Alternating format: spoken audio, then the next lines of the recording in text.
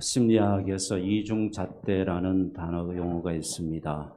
이것은 나를 평가하는 잣대하고 남을 평가하는 잣대가 다르다는 것을 의미합니다. 그래서 사람들은 누구나 다 이 이중잣대의 논리 속에 명제 가운데 다마 포함되어 있으리라고 생각합니다. 나를 평가하는 데에 대해서는 굉장히 관대합니다. 그러나 상대방을 평가하는 데 대해서는 아주 객관적으로 예리하게 바라보고 말합니다. 그래서 우리는 우리의 삶 가운데 늘 이 이중잣대로 자신을 보려고 하고 있고, 그리고 상대방을 보려고 하고 있습니다. 예를 들어 이런 것입니다. 내가 어떤 일을 하다가 실패할 수가 있습니다. 또 어려움을 겪을 수가 있습니다. 그럴 때 이렇게 생각하죠. 상황이 좋지 않아서 그랬어. 혹은 누군가가, 나도 남처럼 누군가가 도움 사람이 있었다면 나는 충분히 할 수 있었어. 그런데 여건이 좋지 않았어. 이렇게 자신에 대해서 이야기를 합니다. 그러나 상대방에 대해서는 누군가가 실패하고 어려움을 겪게 되게 되면 그럴 수밖에 없지. 능력도 없는데 그런 상황에서 어떻게 그렇게 무모하게 일을 진행할 수 있어? 이렇게 이야기를 합니다. 그리고 상대방이 잘 된 것을 보았을 경우에 운이 좋아서 그런 거야. 아니면 빽이 있어서 그런 거지. 어떻게 잘 하다 보니까 그렇게 된 거야 라고 그렇게 평가를 합니다. 이것이 바로 여러분 우리가 가진 이중잣대입니다. 이 이중잣대의 원리 속에 늘 우리는 자기중심적인 사고를 가질 수밖에 없고 자기중심적인 성향을 우리는 가지고 살아갈 수밖에 없습니다. 그래서 늘 저는 그래서 이런 자기중심적인 성향에서 벗어날 수는 없겠고, 또 저는 이것을 이렇게 생각을 해보았습니다. 이것은 마치 자기 숭배다. 나를 숭배하는 거죠. 이것이 바로 우상인데 자기 자신을 숭배하는 그런 성향을 가지고 있다라고 그렇게 제가 나름대로 진단을 내려보았습니다. 그런데 여러분 이게 왜 문제인가 하게 되면 우리가 믿음 생활을 하는 데 있어서 이게 굉장히 크게 작용하고 있다는 데 문제가 있습니다. 우리가 하나님께 말씀을 보는 데 있어서도 우리는 자기 숭배, 자기 성향, 자기 중심적인 이중잣대를 가지고 우리가 말씀을 보려고 하는 그런 속성을 가지고 있어요. 그래서 우리 말씀 앞에 굉장히 자기 자신에 대해서는 관대합니다. 자기 자신에 대해서는 관대하지만 상대방에 대해서는 아주 예리하게 말씀을 들이대고 말씀을 이야기를 하죠.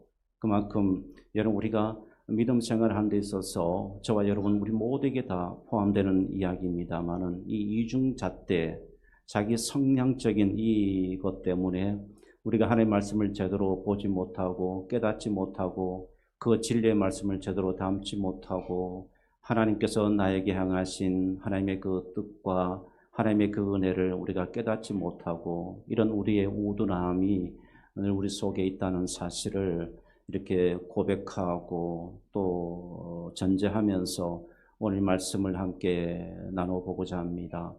사랑하는 여러분, 오늘 이 주님의 제자들의 이야기입니다. 상황은 부활하신 주님께서 제자들을 만나신 그 장면에부터 오늘 한 절 말씀이 바로 그 배경을 지니고 있습니다.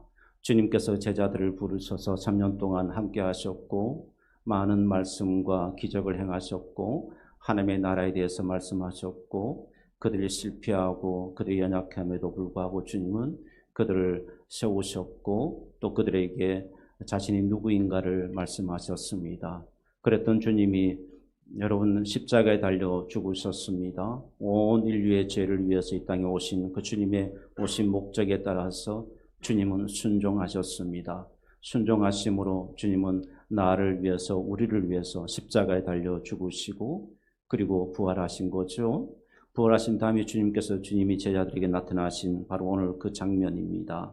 그런데 여러분 보십시오.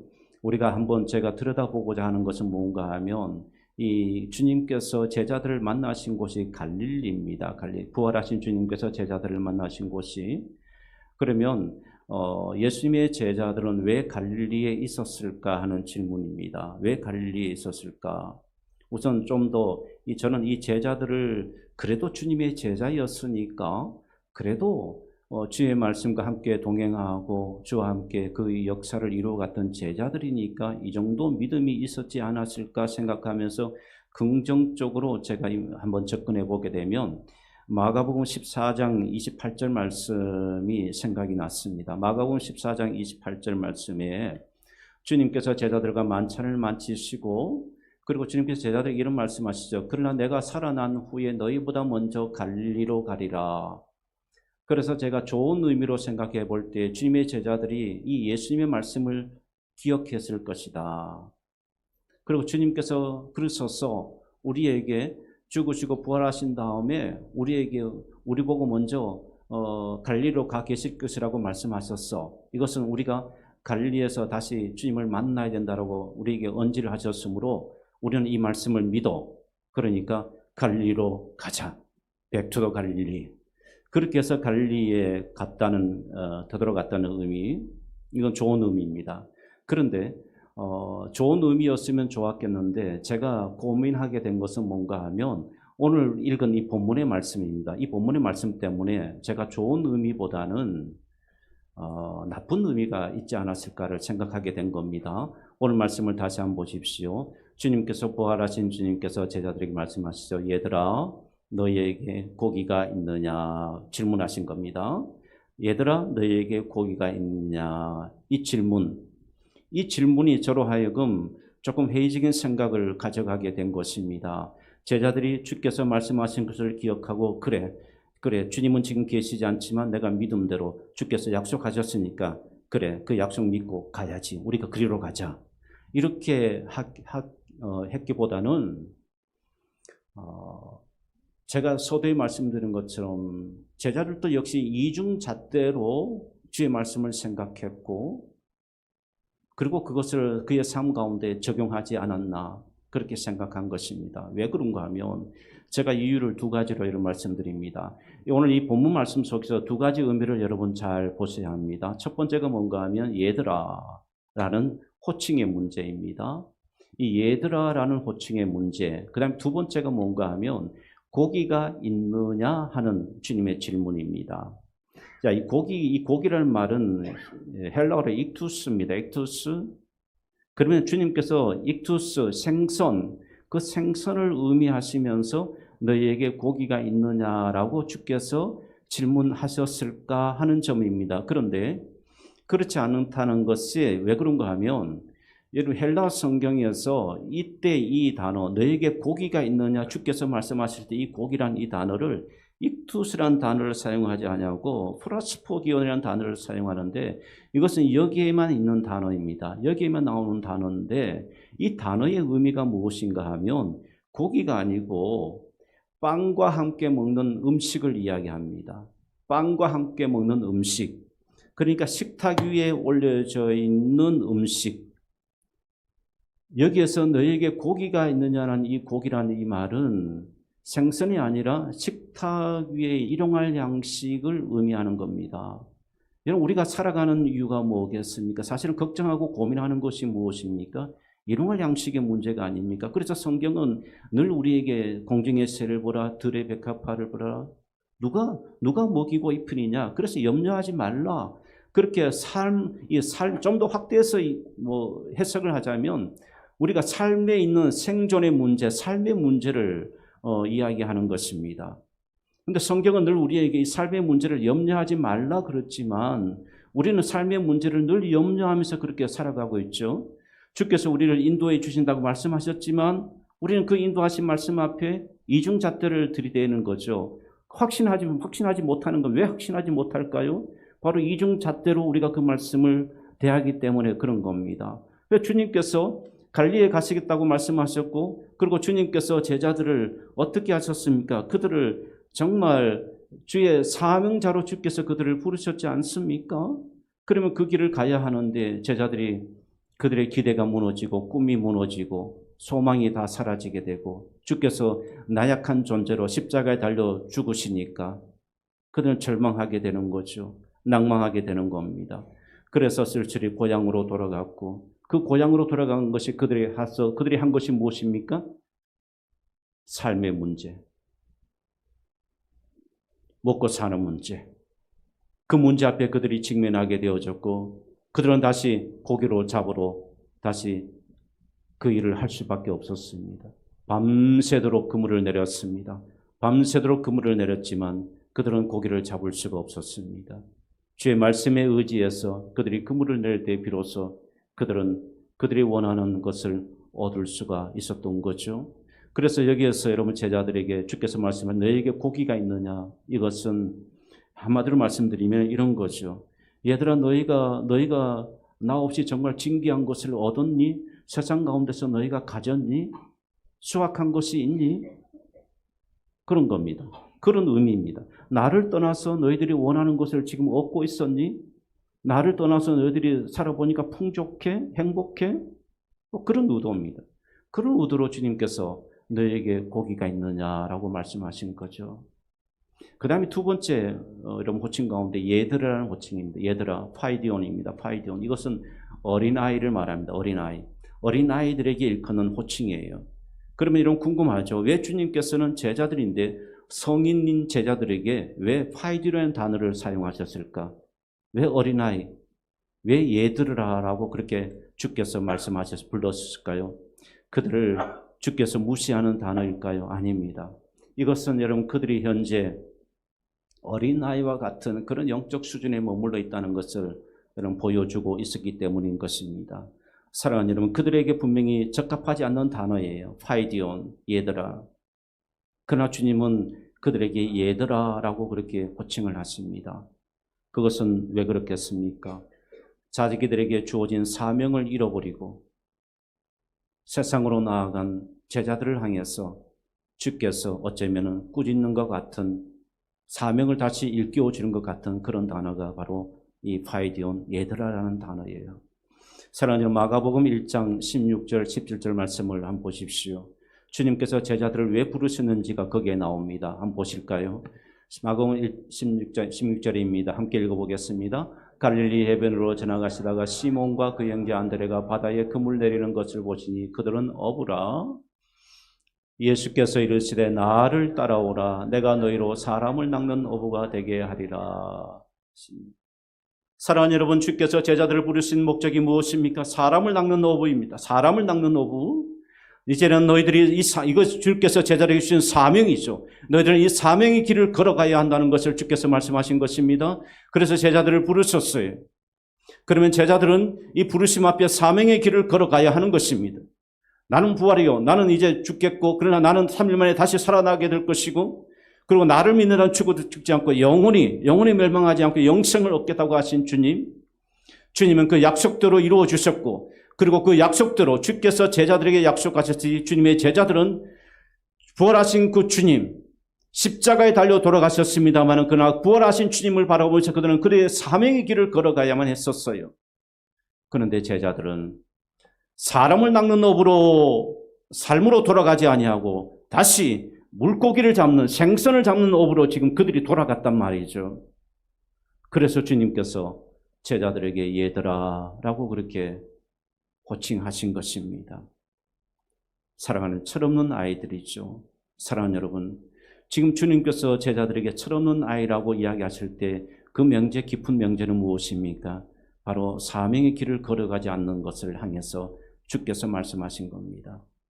사랑하는 여러분, 주께서 우리를 부르셨다는 것은 우리 오늘 예배드린 모든 여러분들이 주께서 나를 부르셨다고 확신한다면 여러분 모두에게는 사명이 있습니다. 하나님께서 복음을 전하는 사명, 하나님께서 여러분을 통해서 이루시고자 하시는 하나님의 뜻, 그 사명을 받은 자예요. 그런데 그 사명의 길을 걸어가지 못하고 그 사명을 깨닫지 못하고 여전히 여러분 주님의 제자들처럼 세상에 그물을 내리려고 거기에만 여러분들이 온통 마음을 빼앗기고 그것만을 위해서 여러분들의 삶을 살아간다면 주님께서 오늘도 우리에게 이렇게 말씀하실 것이죠. 얘들아, 얘야. 이 말씀이 뭐 왜야? 왜 그렇게 살고 있어?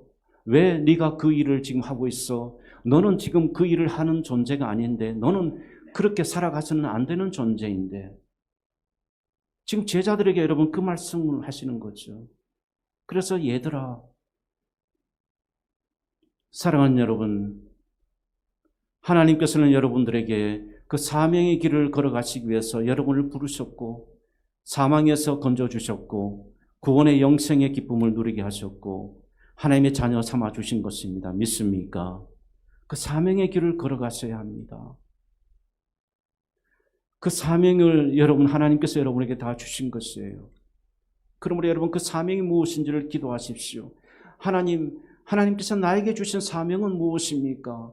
내가 어떤 길을 걸어가기를 하나님은 원하십니까? 내가 무엇을 하기를 하나님은 원하십니까? 적어도 여러분 이 고민을 우리가 가져야 합니다. 24년 올 한 해도 지금 벌써 이제 6월 마지막 주예요. 내일이면 7월 1일입니다. 벌써 6개월의 시간이 흘러버렸습니다.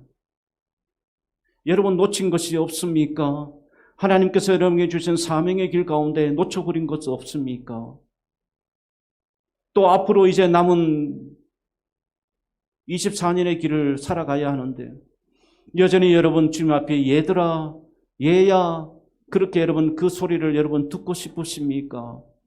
사랑하는 여러분 사명의 길을 걸어갈 수 있게 되기를 주님의 이름으로 축복합니다. 우리는 주님 곁에 머물러야 하고 여러분 주님은 우리의 포도나무 되시고 우리는 그의 가지예요. 주의 곁에 머물러야 하고 주의 은혜를 사모하면서 살아가야 되고 주의 뜻 안에 있어야 됩니다. 여러분 인생 가운데 내 계획대로 행한다고 해서 세운다고 해서 계획대로 이루어진 적이 여러분 얼마나 있습니까? 우리 인생이 여러분 그런 겁니다. 우리 인생이 그런 거예요. 그러므로 여러분 너무 여러분 가운데 주님 없이 계획하지 마시고 주께 주신 사명 잊어버리고 외면해버리고 여러분의 식탁의 풍요로움을 위해서만 여러분 살아가는 그런 삶을 살지 않게 되기를 원합니다. 하나님께서 기뻐하시는 길을 남은 삶을 살아드리고 하나님께서 원하시는 길을 걸어갈 수 있기를 내 걸음을 인도하시느니 내가 계획할지라도 내 걸음을 인도하시는 전능하신 여호와 하나님뿐임을 날마다 고백하면서 하나님께 전적으로 신뢰하고 하나님께 전적으로 믿음으로 살아갈 수 있는 저와 여러분의 삶이 될 수 있기를 주님의 이름으로 축복합니다. 사랑하는 여러분, 이해가 합당할지 모르겠습니다만은 제가 공부한 곳은 사우스 아프리카, 남아프리카 공화국입니다. 화랑 개혁 신앙이 뿌리를 내리고 그리고 유수한 신학교가 있는 나라이죠. 그때 공부를 마칠 때쯤입니다. 그때 당시에 제가 교제했던 분이 한 분이 계시는데 남아공 대사직을 수행하셨던 분이 있었습니다. 이분은 평생 외교관으로 그렇게 삶을 사셨던 분이죠. 그분이 가족이 남아공에 다 함께 와서 아이들, 자녀들 가정까지 남아공에서 살고 계셨습니다. 그분은 이제 그곳이 마지막 대사직 외교관으로서 마지막 종착지였고 이제 그 대사직을 마치게 되면 그분은 은퇴하시게 되어졌습니다. 그래서 그분과 함께 믿음의 교제를 나누고 영적 교제를 나누고 있었던 때였습니다. 그분이 저에게 이런 말씀하시는 거예요. 목사님, 저는 이곳에 이제 대사직을 마치고 살 겁니다. 그리고 목사님도 이제 공부를 마치게 되어졌으니까 저와 함께 이곳에서 같이 살면 어떻겠습니까? 그런 집과 여러 가지 부분들을 말씀하시면서 제안을 하신 적이 있었습니다. 이제 그런 고민을 하면서 그분과 교제하던 중에 어느 날 그분이 저를 가정으로 초대했습니다. 차를 몰고 게이트를 들어가서 한참 들어갔습니다. 들어가서 현관 앞에 바로 차를 대고 이제 가정으로 집으로 들어가게 되었습니다. 그분의 집은 쪽문만 열면은 바로 골프장이었고 항상 언제든지 쪽문을 열고 나가서 골프를 칠 수 있는 운동할 수 있는 그런 아주 정말 영화 속에 나오는 그런 곳이었습니다. 현관으로 들어가니까 저를 더 놀라우게 하는 시설물이 있었는데 그것이 뭔가 하면 우리는 집 안에 거실이 이제 중앙입니다만 그는 거실과 같은 그 하우스 집 안에 수영장이었습니다. 수영장이 거기에 놓여져 있고 그리고 2층으로 이제 방을 소개해 주는데 침실 밑에 바로 수영장이 이렇게 보여집니다. 있고 수영장 위에 바로 침실이 있었고 그리고 한 방을 또 보여주시는데 그 방에는 수십 년 동안 외교관으로서 전 세계를 다니면서 카메라하고 영상기 거기에 대해서 이분이 굉장히 관심이 있어 정말 방 전체 그 영상기와 카메라로 다 이렇게 전시되어 있었습니다. 그리고 한쪽 방에는 영화관처럼 그렇게 꾸며져 있었고요. 그러면서 저에게 그분이 하시는 말씀이 있습니다. 그것이 뭔가 하면요. 목사님, 제가 이 집을 짓게 된 이유가 있습니다. 그래요. 그 이유가 뭔가 하니까 그 사모님이 부인이 투병 생활을 하고 있었습니다. 그래서 이 집은 내 부인을 위해서 지은 집입니다. 그래요. 이제 공기 좋고 이제 좀 편안하게 살면서 병도 치료하고 이제 그렇게 할 수 있도록 그렇게 이 집을 짓게 된 동기가 그거였다고 합니다. 그런데 목사님, 제가 이 집을 짓고요. 제 아내가 하룻밤도 저 침실에서 잠을 자지 못했습니다. 그래요. 집을 지어놓고 그 부인은 거기에서 하룻밤도 기거해보지 못하고 먼저 하나님의 부름을 받았다는 거죠. 사랑하는 여러분, 우리의 인생이 여러분 그런 겁니다. 우리가 계획하고 또 계획하고 세우지만 우리의 인생 어떻게 될지 모르는 거죠. 우리는 장래일을 알 수가 없어요. 그래서 안개와 같은 인생이라고 우리에게 이야기합니다. 그래서 전도서 기자는 여러분 헛것이고 헛되다라고 우리에게 여러분 도전합니다. 내가 옳다고 행한 선택의 의미가 내일 어떻게 변할지 모르는 것이 여러분 이것이 바로 우리의 인생이에요. 우리의 인생입니다. 그렇다고 헛되다고 해서 우리를 하여금 전도서 기자가 마음대로 살아라 그렇게 도전하는 것은 아니지 않습니까? 무가치함을 인정하고 하나님 없이 살아가는 삶이 무가치하다는 것을 인정하고 하나님 안에서 그리스도 안에서 참된 주께서 주시는 그 은혜를 누리며 사는 것이 진정한 헛되지 않는 삶이라는 것을 우리에게 말씀해 주고 있는 것입니다. 사랑하는 여러분 사명대로 사는 것이 그것이 바로 가장 복된 삶입니다. 하나님께서 여러분에게 주신 그 사명을 여러분은 꼭 구하시고 여러분 그 사명대로 남은 삶, 올 한 해도 그 남은 삶을 도전하고 달려갈 수 있는 그런 은혜가 있기를 주님의 이름으로 축복합니다. 제가 한 가지 더 말씀드리고자 합니다. 쿠바의 바닷가에 늙은 어부가 살고 있었습니다. 어느 날 고기를 잡기 위해서 바다를 나갔는데 아무런 고기도 잡을 수가 없었습니다. 평생을 그렇게 했지만 한 마리도 던져 올리지 못했습니다. 하루가 지나고 열흘이 지났습니다. 20날이 지났습니다. 40일이 지났습니다. 그래도 고기를 잡을 수가 없었습니다. 그러던 차에 84일째에 마침내 이 사람이 청색치를 잡았습니다. 놀라운 일이 일어나게 된 거죠. 84일 만에 청새치 한 마리를 잡았습니다. 기쁨이 몰려왔습니다. 그 포획함에 그 만족감에 그 기쁨이 충만했습니다. 그래, 이제 이것만 되는 거야. 이것만 있으면 이제 나는 괜찮아. 나는 이제 노후가 괜찮을 거야. 그리고는 뱃머리를 돌려서 이제 만선의 기쁨을 가지고 집으로 돌아갑니다. 여러분 그때의 그 기쁨도 잠시 일 늙은 어부 앞에 뜻하지 않는 상어떼가 나타났습니다. 상어떼가 공격하기 시작하고 그렇게 84일 만에 잡은 청새치 상어떼가 다 먹어버렸습니다. 꾸역꾸역 상어떼와 사투를 벌이다가 결국은 자기가 잡은 거 다 놓쳐버리고 그리고는 항구로 돌아왔습니다. 남은 것은 청새치의 뼈다귀 밖에만 남은 것이 없었습니다. 여러분 90여일의 시간들을 허비하게 된 거죠. 그토록 수고하고 그토록 애썼는데 손에 잡은 것 같은데 남은 것이 없는 그 허무함. 바로 이 사람의 이야기가 해밍웨이의 소설 노인과 바다에 나오는 이야기입니다. 사랑하는 여러분, 얻었다고 생각하십니까? 그것을 주님께서 그거 헛된 것이야 라고 생각하신다면 여러분, 그것은 헛된 것이요. 나는 소중하다고 생각할지 모르지만 주님께서 헛된 것이라고 여기시면 헛된 것입니다. 중요한 것은 그러면 무엇입니까? 주님께서 귀하게 보시는 거죠. 비록 내가 작은 것일지라도, 작은 것을 행할지라도 주님께서 그것을 귀하게 보시면 귀한 거예요. 그런데 아무리 여러분 세상의 것이 좋고 크다고 크고 화려하다고 할지라도 주님께서 그것을 보실 때에 야, 그것은 얘들아 그것은 헛된 거야. 주께서 그렇게 판단하시면 그 헛된 겁니다. 얼마나 수고하고 애쓰고 힘써서 여러분들이 가꾸고 또 그것을 추구하고 얻으려고 노력했습니까? 그런데 수고하고 노력한 그것이 주께서 보실 때에 헛된 거야 이렇게 판단하시면 그 인생이 얼마나 허무하겠습니까?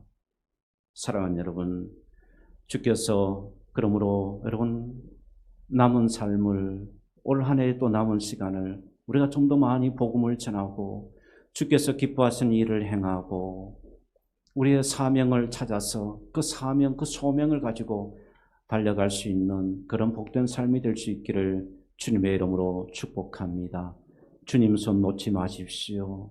주께서 주신 그 소명, 사명 여러분 놓지 마시고 여러분 힘드시라도 꼭 붙드시고 그러면 주께서 함께 하시고 주님께서 그것을 귀하게 여기시고 주님께서 여러분의 삶 가운데 역사하시고 은혜를 베풀어 주실 줄 믿습니다.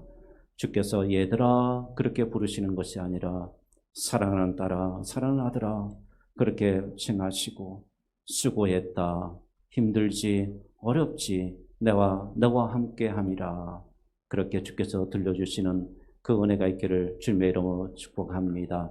이사야 41장 10절 말씀에 두려워 말라 내가 너와 함께 함이라 놀라지 말라 나는 내 하나님이 됨이니라 내가 너를 도와주리라 내가 너를 의롭게 하리라. 주께서 여러분 여전히 주께서는 소명을 가지고 사명을 가지고 살아가는 분들에게 이 말씀으로 함께 하시고 도우시고 인도하시고 역사하실 것입니다. 그러므로 우리가 포기하지 말고 복음을 전하고 포기하지 말고 소명을 가지고 사명대로 살아가시는 그런 복된 삶이 될 수 있기를 주님의 이름으로 축복합니다.